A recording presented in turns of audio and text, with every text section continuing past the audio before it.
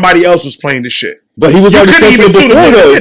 He was already sensitive before. He was sensitive before that with Pusha T. He was like, "Oh, I didn't want to do it because the track was so visceral. Like, if it was so visceral, bro, drop the shit." Hold on, I need you to rewind that back one more time.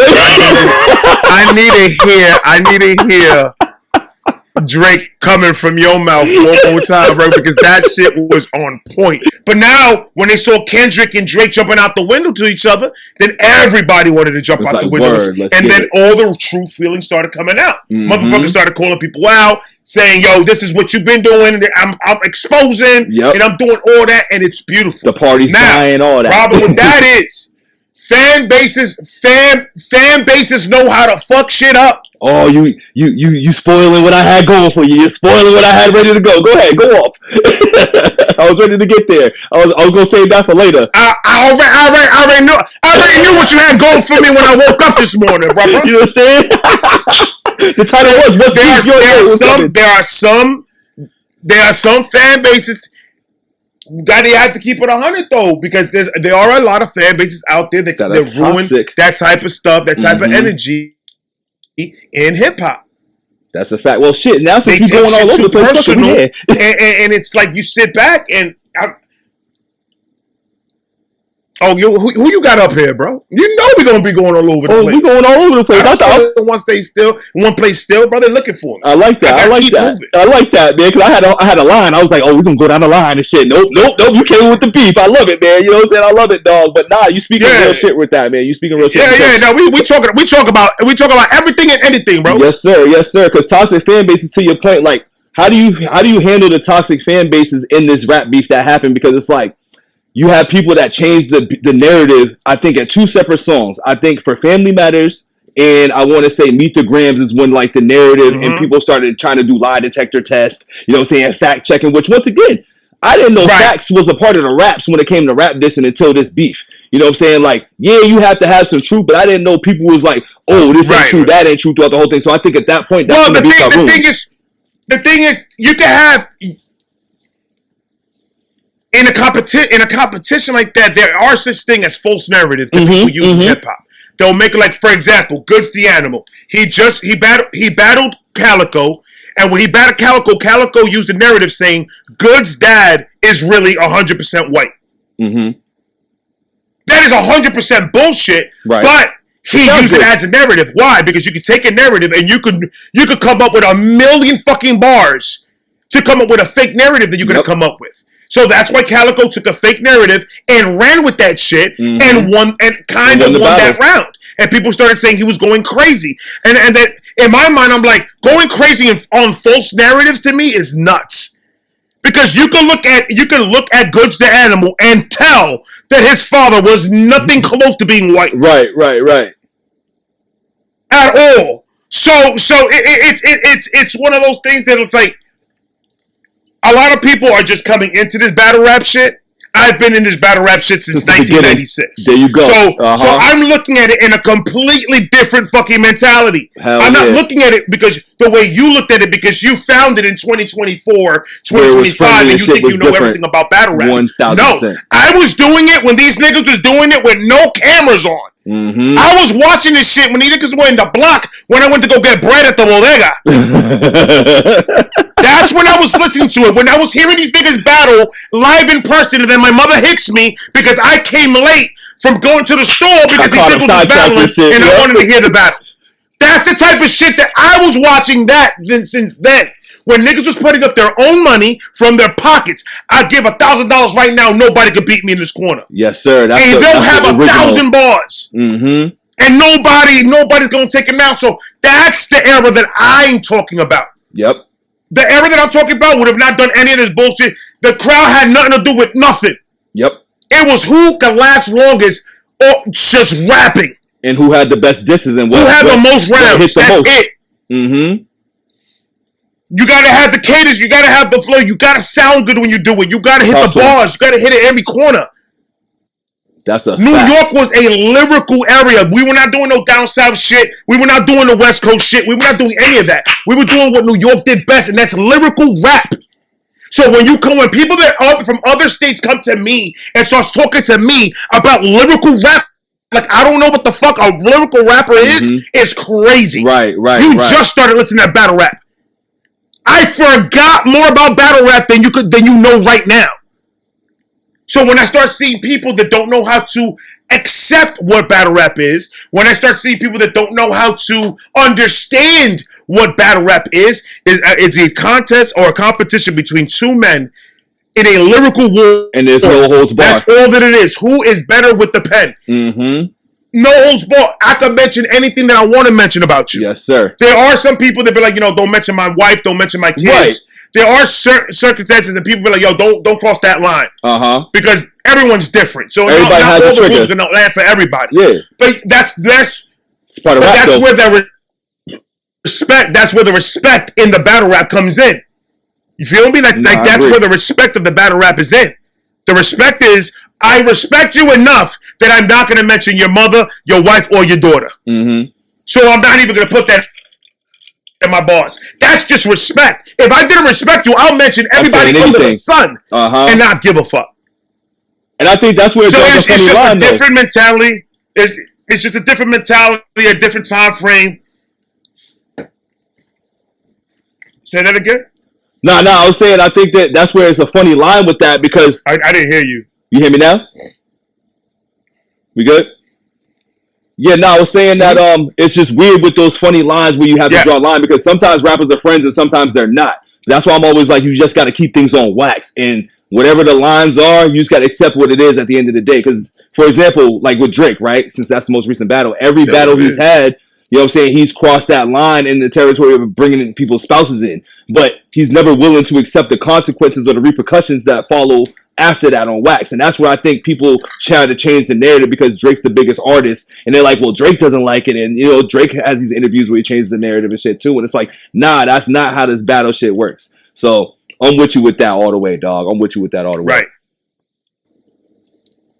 But shit, yeah, man. but and Drake should know better. And that's where I get upset with Drake sometimes. Drake should know better than that. Drake is around battle rap a lot. He's in front of King of the Dot a lot. He's on URL. He's watching battle rap content, so he should know how this shit goes down. Mm-hmm. If he's gonna come and go on wax and talk about anybody, take the consequence of what that comes after that, and don't bitch about it. And that's all I accept. I'm like, if you accept it, I'm cool with it. But these other things that you're doing is whack. That's not battle rap. At that point, now it's just like, all right, we're gonna go at each other, and now Kendrick, and I've taken it to everybody. I liked, what was it? Was it Meet the Grams? The one that followed up after Family Matters? Not Like Us. The one before that did. It was Meet the Grams. I love Meet the Grams. The one that followed up Meet the Grams. Okay. Oh, I love Meet the Grams. Thank you. Sleeper, because I said the same thing. I love Meet the Grams. It was the daughter part. That's why people hated it. I think Meet the Grams beat him. Not Like Us. Not Like Us was only K-Dot showing Drake, look, I could do a fucking banger too. I can out-bop you. That's what it was. I can make a banger as well. I agree. I can out-bop you. That's all he did. And then that song took off like we've never seen before. He did what Drake did to Meek Mill. I've never seen a song like that pop off. That's all he did. Kendrick did exactly what Drake did to Meek Mill, and Drake doesn't like that. And he took it and ran with it. And then you have people coming out saying, "Oh no, he's not suing Kendrick. It's like that's exactly who he's suing UMG." And I'm like, bro, he's suing them because they played a song of his, of Not Like Us. That's why. And of him losing. So like what are you smoking? Yes. And him losing. We all know if he didn't lose, he's not doing any of what we've seen right now. That's why I leave that whole conversation alone, because I'm just like, look, dog. If he didn't lose that, he's not doing that. Because if that's the case, he should have did that with Meek Mill saying that he had ghostwriters, right? That's what we really should have did. He should have been suing him for that, defamation of character. You know what I'm saying? Like you said, you talk about my rap career, dog. Like, come on, bro. Exactly. You know what I mean? It's Drake's been a real funny guy in battle. I'm not even gonna lie to you. Throughout the battle, he's been a funny guy. And I will say, Euphoria was the one that won. It goes.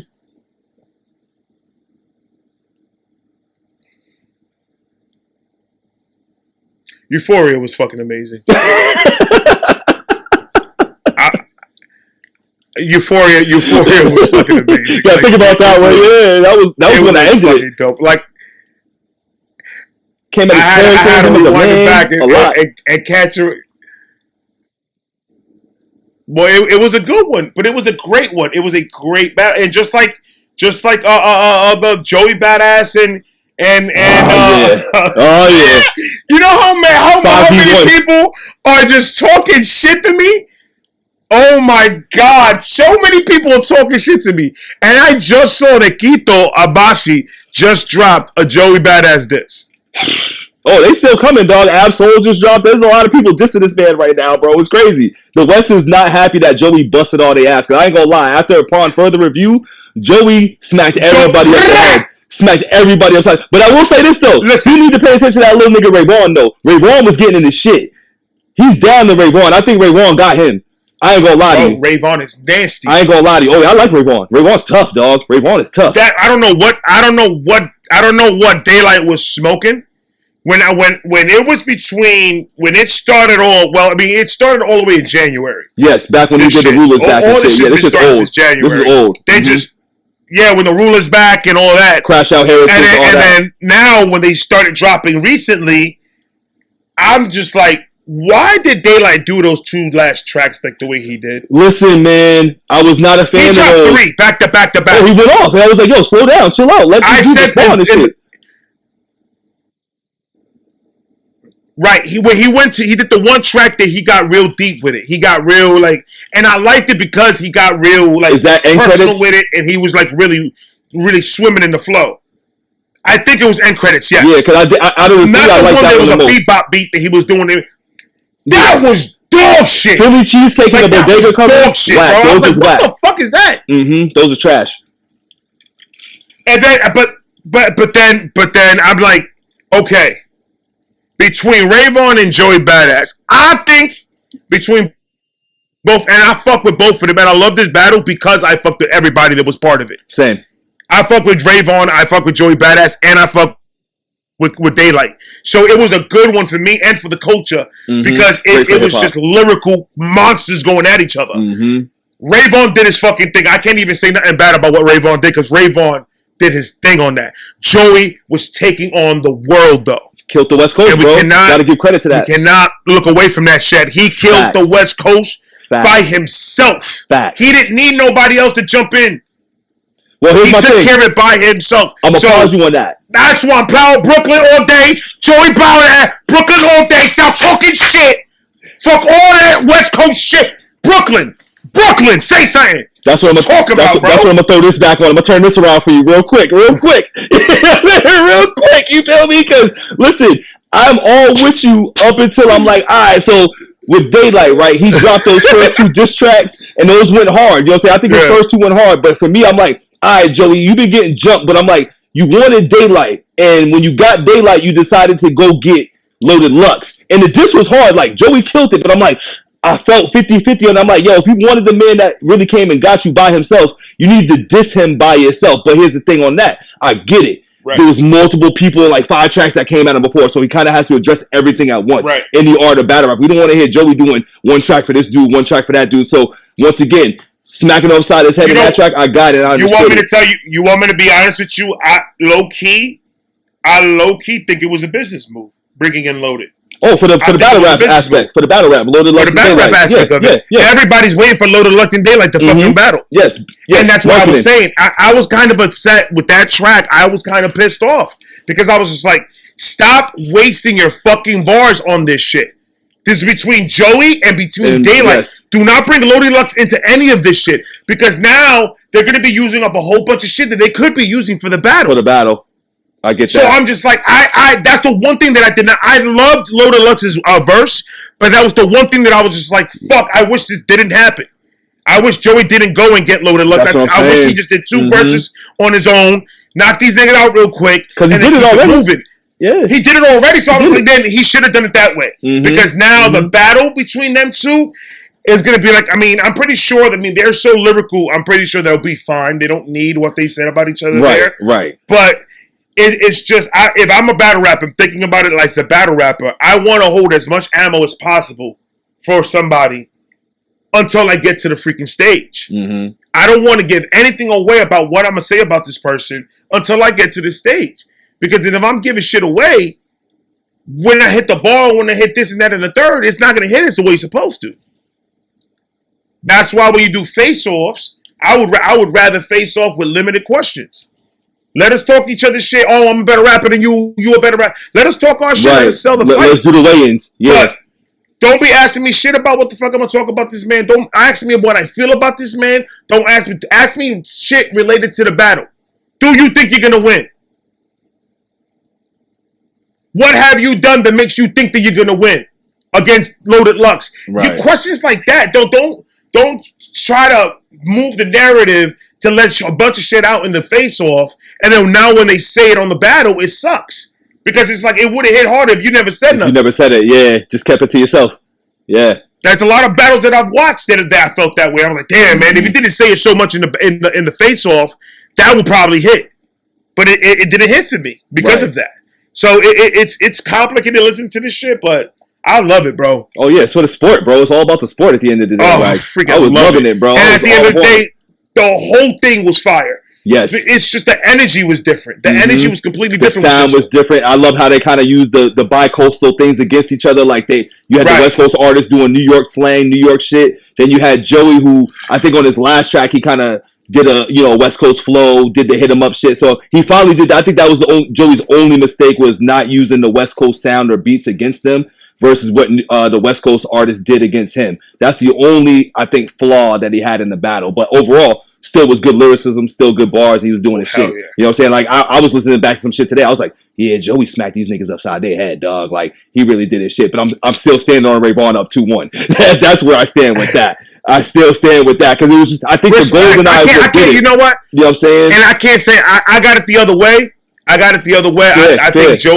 think Joey won the whole shebang. That's just me, though. See, the whole thing, yes, I got Joey up. But with Ray Vaughn, I think he needs to get at this thing because, once again, he didn't give Ray Vaughn much attention. He gave Daylight, AZ Chike, you know what I'm saying, everybody else, you know what I'm saying, the attention. So it was like Ray Vaughn got his little shits, but he was really focused on the bigger guys compared to Ray. So I'm like, yeah, he might have to get back at that. In my eyes, I think Ray Vaughn is bigger than the rest of them lyrically. To be honest, I agree with you there. But I think Joey addressed them. That's why I only focused on that aspect of the battle. I didn't focus on anything else because I was like, he's the better rapper. Yes. Against everybody else that went at him. Ray Vaughn lyrically is fucking amazing. And he can make the tracks and the music as well, too, versus Daylight. He's a great battle artist. And this is why I always separate battle artists from, like, making tracks and putting in the effort, because with Daylight rushing those 3 tracks, it's like, now you got to take your time because this is about the music. This ain't about necessarily your bars because, you know, me and you, we can sit and talk about the bars like, oh, we said that. But a lot of people for consumption, the average consumer is going to be like, nah, this is flying over my head. I'm not here for this. And the beat's not matching up. So he failed and dropped the ball on that. He should have kept it to how he did it with, I want to say, Word to Mother and Ayo. But after that, I'm like, he kind of lost me a little bit. Right. I mean, I'm just wanting to see what's going to be the outcome of are the independent rappers that are watching that are rappers, are they going to jump? Because I'm waiting for these independent rappers to jump because we just had an amazing fucking battle of the lyricists right now. Yes, sir. And I'm waiting for these guys to jump. I see Quito drop on Joey, and I can't wait to hear that one. Oh yeah. But I want to see what the independent artists come out with this shit, man. I want to see some battles, bro. I'm all about it. I love this rap beef shit. I just want to keep it just lyrical, yes, bro. Sir. Just always keep it to the music. Fuck all that rest of the bullshit, man. Because at the end of the day, but when are you guys really gonna fuck each other's bag up just because? That's what I'm saying. We businessmen at the end of the day, dog. Let's just chill. You know what I'm saying? Like, that's it. They're not gonna meet up and they're gonna put hands on each other, bro. Right. This ain't the 80s and the 90s, B. let's just rap, bro. Like, I've seen dudes get popped in the mouth in the middle of a ball. Listen, remember, you mad because I'm styling on you. You mad because I'm styling on you. You know what I'm saying? Like, we all remember this shit, bro. The other day, that nigga got hit up too, and then you see what happened after. Everybody ran for a reason, but yeah, you know, it ain't like that no more. It ain't you mad because I'm styling on you like that no more, dog. I'll tell you that for a fact. But let me ask you this too, I think this is the elephant in the room as well too, man, with this whole battle as we conclude with this one, I guess. Do you think Kung Fu Kenny K-Dot, the boogeyman, needs to respond. What you think? To Joey Biden? Abso-fucking-lutely. Thank you, my guy. Thank you. Abso-fucking-lutely. You know why? Thank you. Fuck this tour shit. K-Dot has to talk to Joey. He was talking to too greasy. Crazy. Too crazy. Uncle Bito. He was talking to him too crazy. He called himself the real boogeyman. He said Dot scared. There was a lot of shit happening. Like, you gotta respond to this nigga, bro. And K-Dot over here they're not like us. They're not like us. I like Joey's like you. You better talk to Joey like that. Talk to that nigga. Yeah. Like this ain't Drake, nigga. This ain't Drake. This is a different story, bro. This ain't I'm just saying we can do better. This ain't him. Yeah, this ain't him, bro. I said it. Yeah.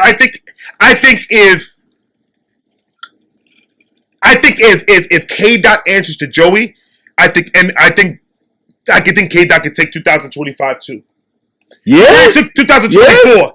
Yeah. Okay. It took 2024. Okay. I think if he answers to Joey Badass, he is going to take 2025 just by the battle aspect. I'm not saying he's gonna win. Okay. I'm just saying when he drops, he's gonna drop. Oh, he's gonna drop. It's gonna blow the world up. It's gonna blow the world. Like everything stops. The day the earth sits still. That's what's gonna happen. The day the earth sits still. And Joey right now, as we speak, Joey's like this.